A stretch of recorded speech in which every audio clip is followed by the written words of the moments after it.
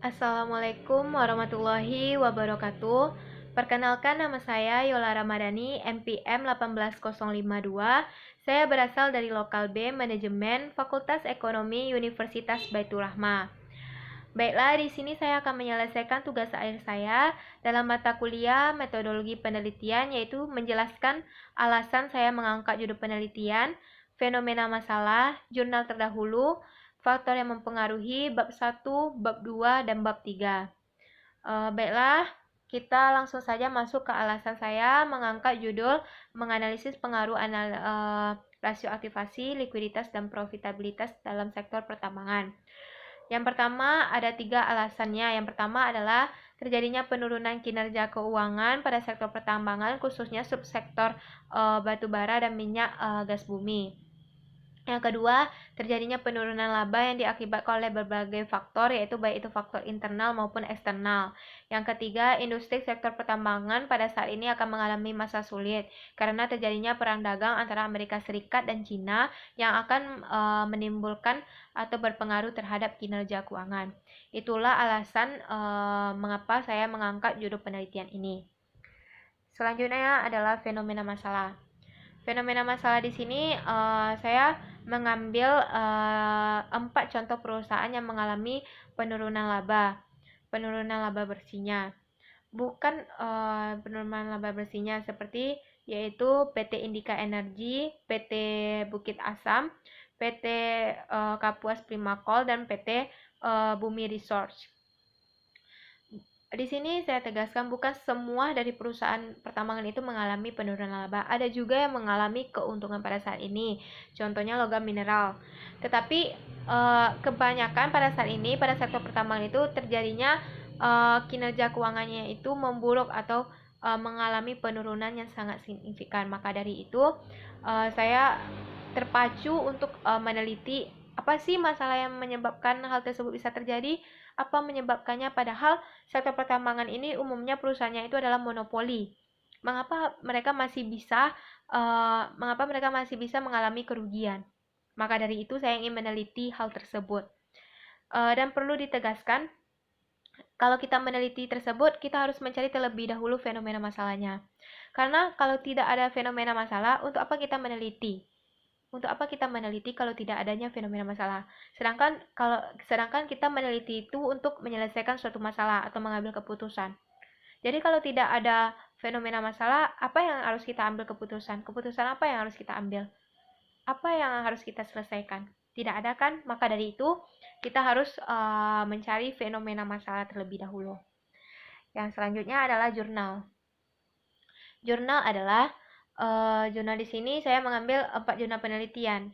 Peneliti terdahulu yaitu yang pertama adalah Ramahadi Apsara tahun 2017 dengan penelitian analisis pengaruh crude oil price, earning per share, price to book value, ROA, dan DER terhadap harga saham batubara sektor pertambangan yang terdaftar di Bursa Efek Indonesia periode 2012 sampai 2016. Yang kedua, Toibatu Nisa dengan penelitian analisis rasio profitability dan likuiditas terhadap kinerja keuangan pada sektor pertambangan yang terdaftar di Bursa Efek Indonesia. Yang ketiga adalah Sri Enjeni Marta Fiona, yaitu analisis dukun sistem ROA, ROE, MPM, TATO, dan FLM terhadap kinerja keuangan sektor pertambangan batubara yang terdaftar di Bursa Efek Indonesia. Yang keempat, Apit Yuliman Ermaya, analisis rasio pengukur kinerja keuangan pada perusahaan di subsektor pertambangan, logam, dan mineral lainnya di Bursa Efek Indonesia. Itulah 4 judul penelitian yang saya ambil dalam penelitian terdahulu. Mengapa diperlukannya jurnal terdahulu? Karena sebagai suatu pendukung, sebagai suatu pedoman, dan sebagai suatu referensi bagi kita, apa yang akan kita buat dalam penelitian kita selanjutnya. Apa yang kita cantumkan dalam penelitian kita, itulah guna dari jurnal penelitian terdahulu. Faktor yang mempengaruhi variabel Y. Di sini variabel Y-nya itu adalah kinerja keuangan. Saya mengambil menurut Jumingan 2006 halaman 239, yaitu terdapat 3 faktor, yaitu rasio aktivasi, likuiditas, dan profitabilitas. Mengapa kita harus mencari faktor yang mempengaruhi? Karena di sanalah kita bisa mengambil suatu judul penelitian kita. Di sini contohnya saja penelitian saya mengambil judul penelitian saya dari 3 faktor tersebut, yaitu menganalisis pengaruh rasio aktivasi, likuiditas, dan profitabilitas terhadap kinerja keuangan sektor pertambangan yang terdaftar di Bursa Efek Indonesia selama periode 2016 sampai 2019. Itu gunanya faktor mempengaruhi variabel Y. Next, selanjutnya adalah bab 1 pendahuluan.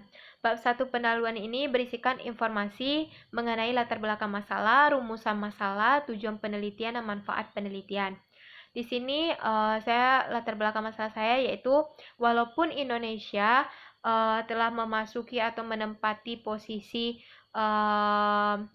komunitas pertambangan yang 10 terbesar di dunia atau di negara, tetapi itu bukan jaminan bagi pertambangan atau kinerja keuangan pertambangan tersebut, karena pertambangan ini beban utangnya itu sangat banyak, berbelit utang. Maka dari itu, walaupun sudah banyak sumber daya yang dikeruk, hanya 11% yang dihasilkan dengan sumbangan brutonya 2,5%. Maka dari itu, mengapa hal itu bisa terjadi gitu? Padahal kita udah termasuk komunitas terbesar di dunia dan sumber daya kita itu banyak. Mengapa kita masih tetap berbelit utang? Mengapa kita masih tetap mengalami kerugian? Apa yang menyebabkan hal tersebut? Maka dari itu, saya mengambil penelitian ini atau meneliti bagian pertambangan ini. Dalam latar belakang masalah tersebut juga berisi tentang penjelasan variabel Y-nya, variabel X-nya, kutipan penelitian terdahulu, dan judul penelitian ada di sana. Kita mengambil rumusan dari latar belakang masalah tersebut dan kita jadikan sebagai suatu judul penelitian. Selanjutnya adalah rumusan masalah. Rumusan masalah itu adalah rangkupan atau ringkasan dari masalah yang ingin kita teliti. Yaitu di sini saya udah merangkup 4 rumusan masalah. Yang pertama, bagaimana pengaruh rasio aktivasi terhadap kinerja keuangan, pengaruh rasio likuiditas terhadap kinerja keuangan, pengaruh rasio profitabilitas terhadap kinerja keuangan, dan pengaruh secara simultan terhadap kinerja keuangan. Di sini yang perlu diingatkan ialah di dalam rumusan masalah tersebut harus kita akhiri dengan kalimat tanya, karena jika kita tidak mengakhirinya dengan kalimat tanya, maka itu tidak dapat dikatakan sebagai rumusan masalah, dan itu merupakan suatu kesalahan yang fatal dilakukan. Yang selanjutnya adalah tujuan penelitian. Tujuan penelitiannya itu sesuatu yang ingin kita capai dalam penelitian kita ini. Contohnya dalam penelitian saya ingin mencapai yang pertama untuk mengetahui pengaruh rasio aktivitas terhadap kinerja keuangan, yang kedua untuk mengetahui rasio likuiditas terhadap kinerja keuangan, yang ketiga untuk mengetahui pengaruh rasio profitabilitas terhadap kinerja keuangan, yang keempat untuk mengetahui secara simultan pengaruhnya terhadap kinerja keuangan. Selanjutnya adalah manfaat penelitian. Manfaat penelitian ini ialah yang berguna bagi pihak peneliti sendiri, bagi akademisi, bagi penelitian selanjutnya, dan bagi pihak-pihak lain. Contohnya di sini bagi peneliti sendiri, yaitu untuk menambah wawasannya. Sedangkan bagi akademisi dan penelitian selanjutnya itu berguna sebagai suatu pedoman dan referensi untuk melakukan penelitian selanjutnya. Sedangkan bagi pihak lain seperti perusahaan itu sebagai acuan atau dasar untuk memperbaiki kinerja keuangannya. Itulah guna manfaat penelitian. Maka dari situ, bab 1 pendahuluan itu berisikan berbagai jenis latar belakang, rumusan masalah, tujuan penelitian, dan manfaat penelitian. Mengapa susunannya seperti itu? Karena itu sudah sesuai dengan dasar-dasar metodologi penelitian kita, yaitu dengan berbentuk piramid terbalik. Yang pertama itu sebagai introduction-nya, pengertian kinerja pengertian variabel Y, variabel X, siap itu jurnal terdahulu, fenomena masalah, judul, dan lain sebagainya. Selanjutnya kita masuk ke dalam bab 2. Bab 2 kajian pustaka. Bab 2 kajian pustaka ini yaitu di mana berisikan tentang kajian teori, penelitian terdahulu, hubungan antar variabel, kerangka konseptual, dan hipotesis. Di sini kita masuk pertama dulu, yaitu bagian kajian teorinya. Kajian teori ini berisikan tentang penjelasan variabel Y dengan variabel X-nya. Di sini kita menjelaskan yang pertama adalah variabel Y-nya, yaitu kinerja keuangan, yang dimana kita akan membahas pengertiannya, faktor yang mempengaruhi, indikator kinerja keuangan, tujuan pengukuran kinerja keuangan, analisis kinerja keuangan, dan pengukuran kinerja keuangan. Di sini pengertian kinerja keuangan adalah suatu analisis yang dilakukan untuk melihat sejauh mana suatu perusahaan telah melaksanakan dengan menggunakan dasar-dasar keuangan secara baik dan benar. Faktor yang mempengaruhinya itu ada rasio aktivasi, likuiditas, profitabilitas, solvabilitas, dan rasio investasi. Indikator kinerja keuangan ini ada 3 indikator menurut Jumingan, yaitu rasio aktivasi, likuiditas, dan profitabilitas. Tujuan pengukuran kinerja keuangan ini untuk mengetahui tingkat likuiditasnya, untuk mengetahui tingkat rentabilitasnya, untuk mengetahui tingkat solvabilitasnya, untuk mengetahui tingkat stabilitasnya. Analisis kinerja keuangan ini ada analisis perbandingan laporan keuangan, analisis common size, analisis perputaran modal kerja, analisis perputaran kas, analisis break even, analisis perubahan laba kotor, analisis tren, dan analisis rasio keuangan. Pengukuran kinerja keuangan ini yaitu untuk mengetahui seefektif perusahaan dalam pengoperasian kinerja keuangannya. Itulah penjelasan dari rasio keuangan. Selanjutnya kita masuk ke rasio aktivasi. Di sana kita juga membahas tentang pengertian, faktor yang mempengaruhi, hubungan terhadap variabel Y, tujuan, manfaat, jenis, dan standar pengukuran. Rasio aktivasi itu rasio yang digunakan untuk menunjukkan seefektif apa perusahaan dalam mengelola asetnya. Faktor yang mempengaruhinya itu adalah penjualan, aktiva, dan kas dan setara kas. Hubungan terhadap variabel Y yaitu semakin cepat perputaran aktivanya, maka semakin baik kinerja keuangannya. Begitupun sebaliknya, semakin lambat perputaran aktivanya, maka semakin buruk pula atau tidak baiknya kinerja keuangannya. Tujuan dari rasio aktivasi ini yaitu untuk mengukur berapa lama penagihan piutangnya, untuk mengetahui dana yang ditambahkan dalam modal kerja, untuk mengetahui dana yang ditambahkan dalam aktiva tetap, untuk mengetahui pengukuran semua aktiva perusahaan, dan lain sebagainya. Tujuan manfaat dari rasio aktivasi ini yang pertama adalah manfaatnya itu dalam bidang piutang, dalam bidang sediaan, dalam bidang modal kerja, dalam bidang aktiva, dan manfaat lainnya. Jenis rasio aktivitas ini yang pertama adalah rasio perputaran aktiva, rasio perputaran modal kerja, rasio perputaran aktiva tetap, rasio perputaran persediaan, umur rata-rata piutang, dan rasio investasinya. Di sini standar pengukurannya saya menggunakan yaitu perputaran aktiva atau TATO, yang dimana menggunakan rumus penjualan dibagi total aktiva. Itulah penjelasan dari rasio aktivasi. Yang kedua kita membahas tentang X2-nya, yaitu rasio likuiditas. Yang sama dengan rasio sebelumnya yang membahas tentang pengertian.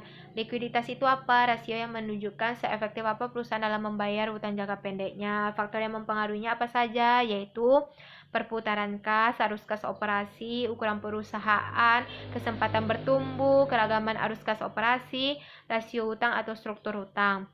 Hubungannya terhadap variabel Y apa? Hubungannya itu ialah jika perusahaan tersebut mampu membayar utang jangka pendeknya, maka kinerja keuangannya itu baik. Sedangkan begitu pun sebaliknya, jika perusahaan tersebut tidak mampu untuk membayar utang jangka pendeknya, maka kinerja keuangannya itu tidak membaik. Selanjutnya tujuan. Tujuannya itu yaitu untuk mengetahui seefektif apa perusahaan tersebut untuk memanfaatkan modal kerjanya, dan untuk mengetahui berapa lama waktu yang dibutuhkan oleh perusahaan dalam membayar utang jangka pendeknya. Fungsi dari rasio likuiditas ini yang pertama sebagai media dalam menjalankan aktivitas sehari-hari, sebagai antisipasi dana yang dibutuhkan ketika ada kebutuhannya mendesak. Yang ketiga, mempermudah nasabah. Yang keempat, sebagai poin penentu bagi perusahaan untuk memperoleh persetujuan. Komponen dari rasio likuiditas ini yang pertama adalah kerapatan, kedalaman, dan resiliensi. Jenis-jenis rasio ini yang pertama ada rasio kas, rasio cepat, quick ratio, rata-rata perputaran piutang, dan rasio aktiva lancar terhadap rasio aktiva lancar terhadap perputaran modal kerja, rasio kas atar utang lancar. Selanjutnya standar pengukuran kinerja keuangan ini saya mengambil menurut Syafri Dahani, yaitu cash ratio, yaitu mengukur perusahaan dalam membayar utang dengan menggunakan kasnya.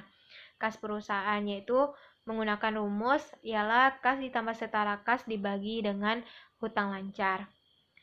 Manfaat dari rasio likuiditas ini untuk mengetahui apakah perusahaan itu mampu untuk membayar utang jangka pendeknya atau tidak. Yang selanjutnya kita masuk ke profitabilitas. Profitabilitas itu ialah rasio yang menunjukkan berapa besar perusahaan dalam menghasilkan labanya. Faktor yang mempengaruhinya itu ada struktur modal, ukuran perusahaan, likuiditas, dan perputaran modal kerja.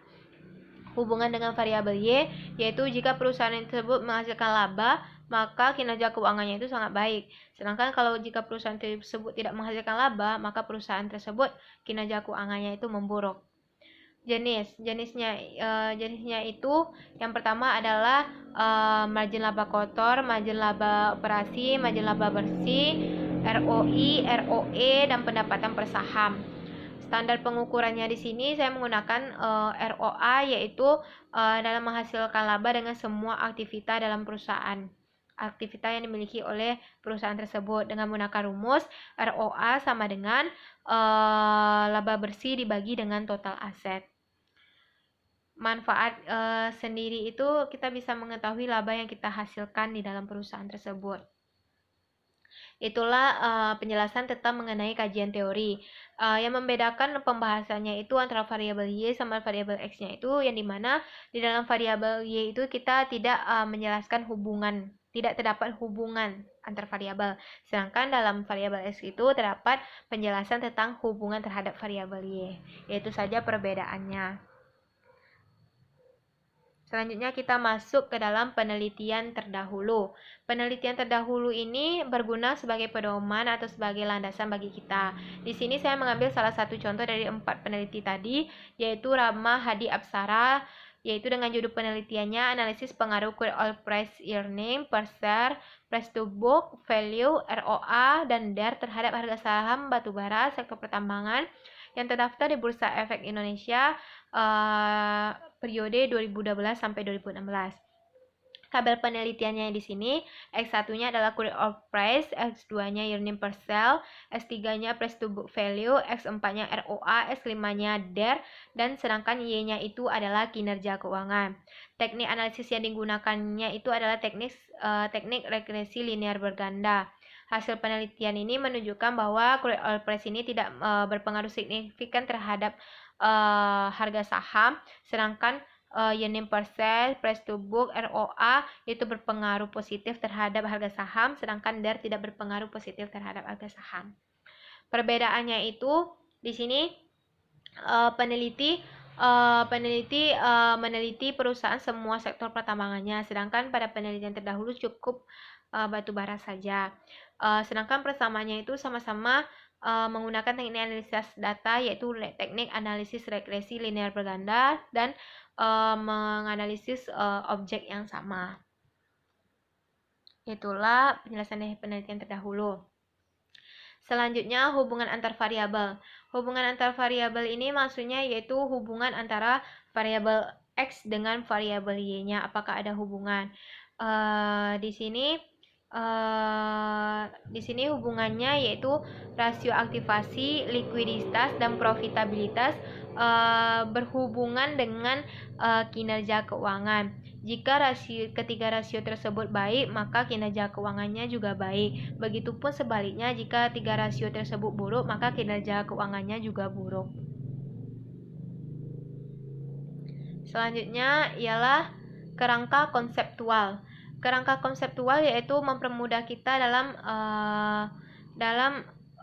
membaca konsep-konsepnya itu berupa bentuk kerangka. Di sini rasio aktivasi berpengaruh terhadap kinerja keuangan, likuiditas berpengaruh terhadap kinerja keuangan, profitabilitas berpengaruh terhadap kinerja keuangan. Tiga faktor tersebut mempunyai hubungan atau pengaruh terhadap kinerja keuangan. Selanjutnya kita masuk ke dalam hipotesis. Hipotesis adalah jawaban sementara atau yang bersifat praduga yang harus kita teliti lebih lanjut lagi.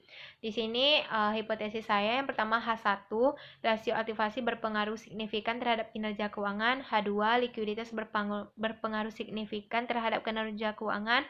H3, profitabilitas berpengaruh signifikan terhadap kinerja keuangan.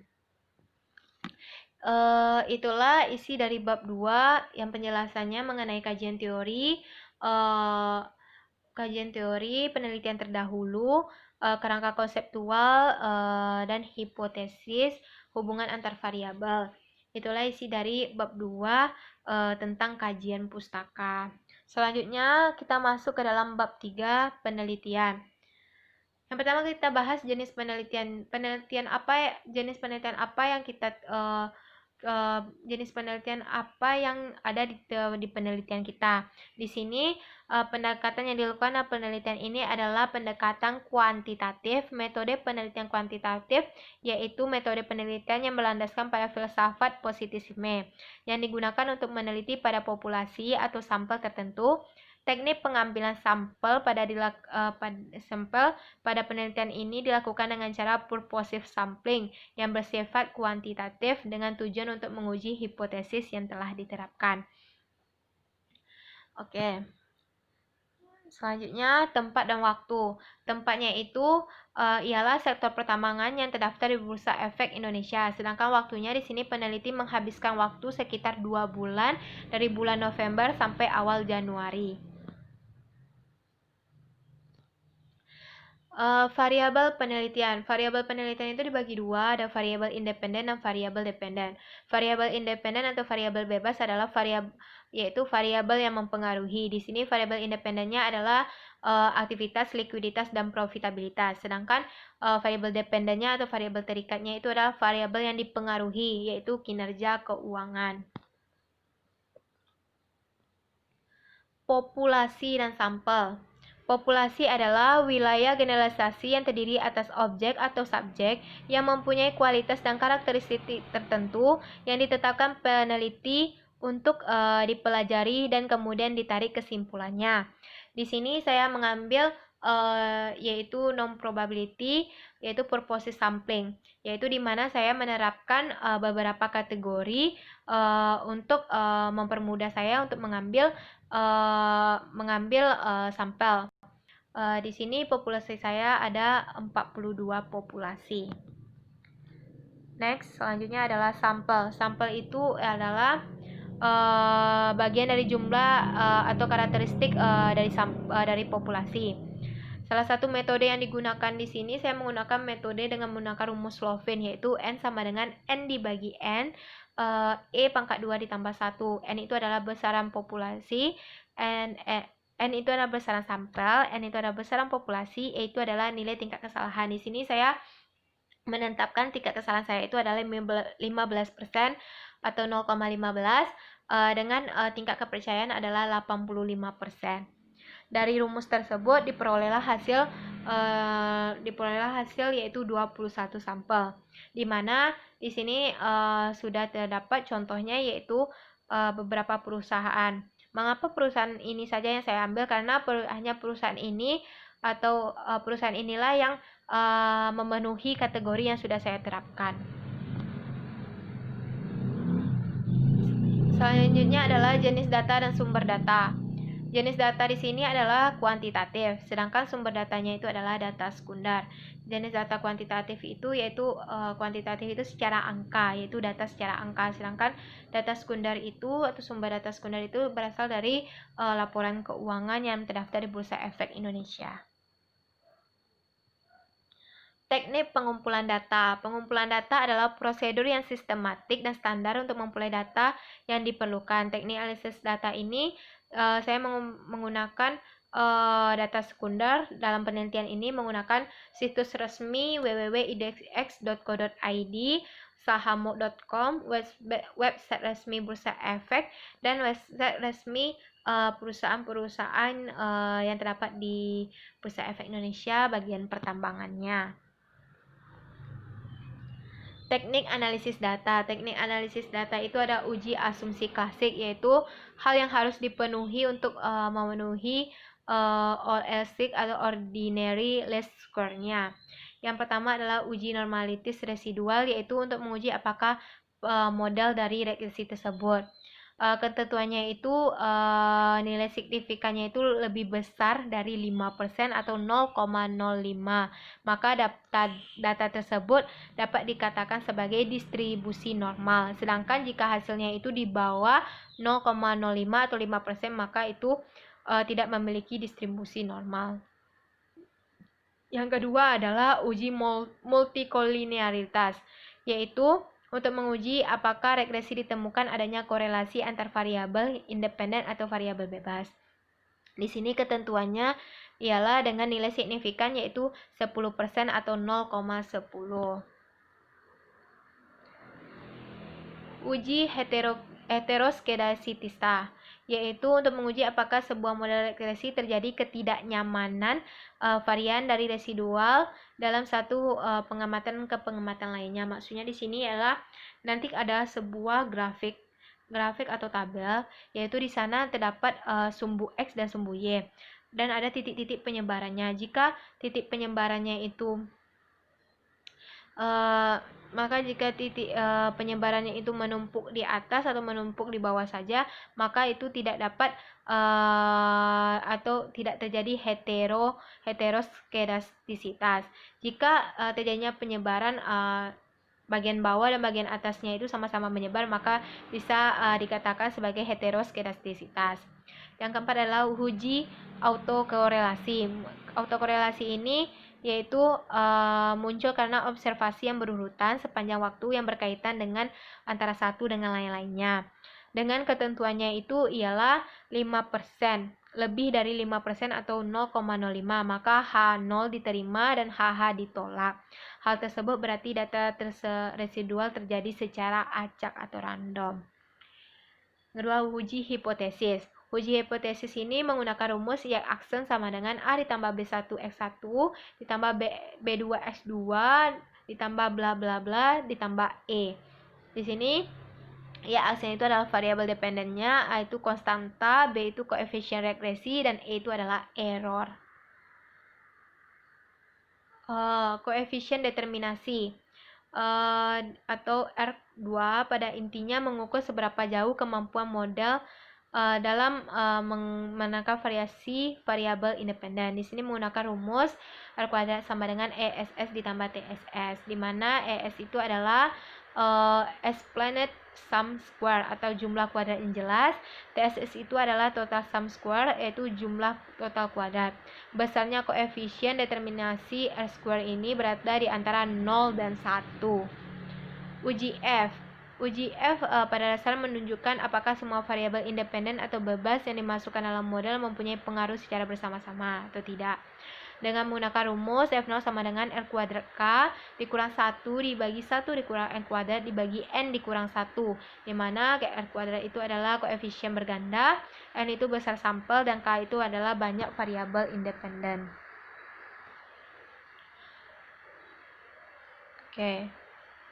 Selanjutnya adalah uji Uji T yaitu uji parsial untuk mengetahui seberapa jauh pengaruh dari variabel independen dengan menggunakan rumus T0 sama dengan BI dibagi SBI. BI itu adalah koefisien regresi 1, SBI itu koefisien standar atas koefisien regresi S1.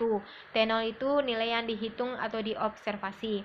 Pengujian ini menggunakan tingkat signifikan yaitu 5% atau 0,05 dengan tingkat kepercayaan 95% atau 0,095. Selanjutnya, bagian terakhir yaitu definisi operasional. Definisi operasional ini menjelaskan tentang menjelaskan kembali secara singkat variabel-variabelnya, variabel independen dan variabel dependennya dengan menggunakan bahasa kita sendiri.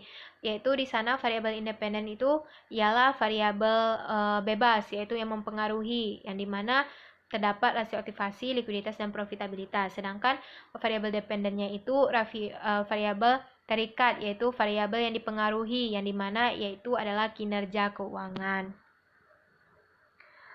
Wah, sekian, terima kasih. Itulah penjelasan saya mengenai alasan fenomena jurnal faktor yang mempengaruhi bab 1, bab 2, dan bab 3 dalam menyelesaikan mata kuliah metodologi penelitian. Maaf kalau banyak salah kata dan lain sebagainya. Saya ucapkan terima kasih. Assalamualaikum warahmatullahi wabarakatuh.